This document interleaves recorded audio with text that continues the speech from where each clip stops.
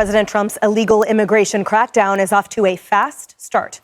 Fox News has learned that in a 33-hour period between Tuesday morning and Wednesday night, ICE agents arrested over 460 migrants, many with long criminal histories. But these operations aren't just limited to Boston. They're taking place all over the country. Bill Malugin is getting an exclusive look at this massive, important operation in the sanctuary city of Boston. Live now to Bill.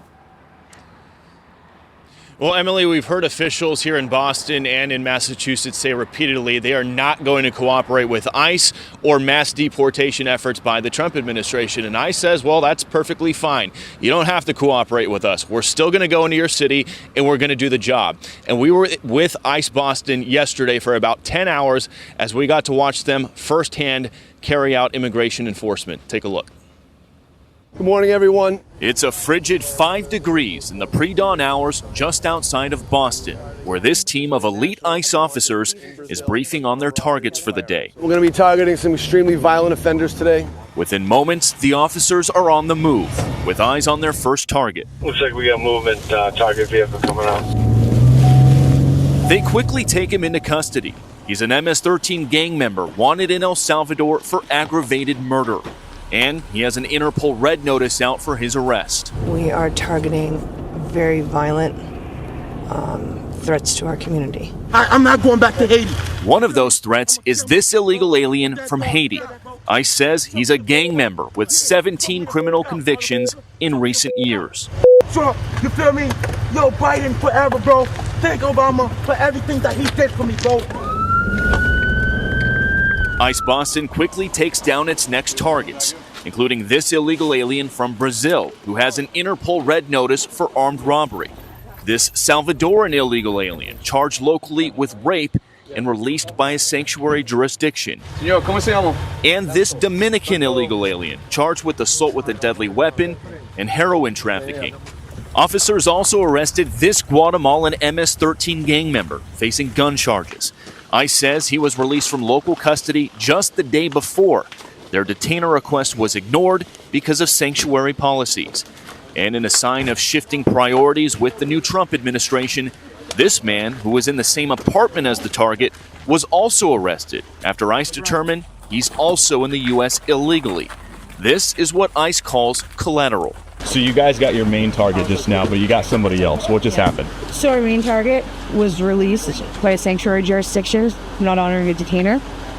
That person was released back into the community, and when we went to go find him, he's with somebody else who was previously removed from the United States. So he's going to go today too. And that is exactly what Border Czar Tom Homan has warned would happen. When we find the bad guy, he's probably with others that are in the United States illegally.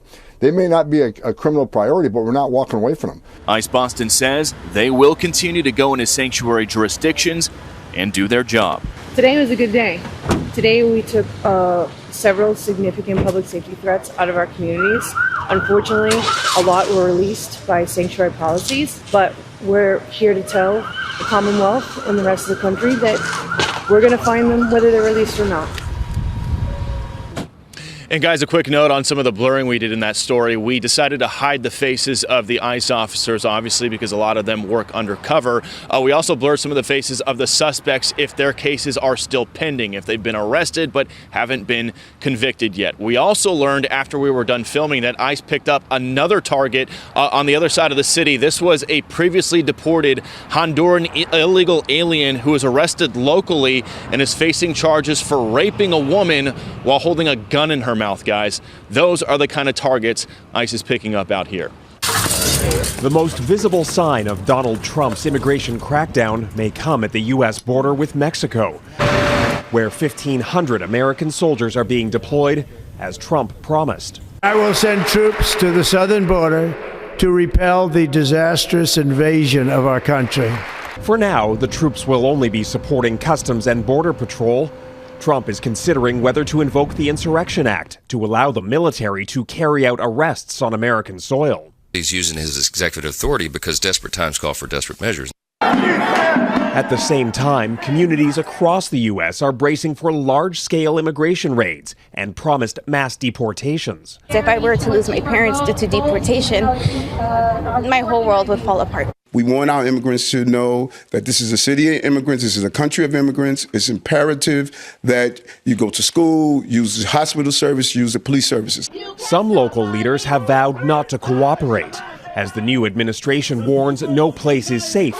Undocumented immigrants could even be arrested in churches and schools. The only way that we will cooperate with ICE is if there's a criminal threat to our community. But aside from that, we will not be cooperating with ICE. In response, Trump's Justice Department is vowing to prosecute local officials.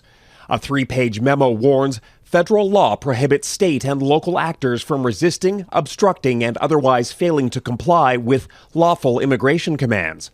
It says the department shall investigate instances involving any such misconduct for potential prosecution. We are watching what Donald Trump is doing every single day with his executive orders. Yet there's no sign the new administration is willing to bend. The vast majority of immigrants are not criminals.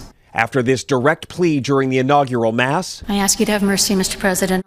Trump responded on social media, calling the bishop nasty and demanding an apology.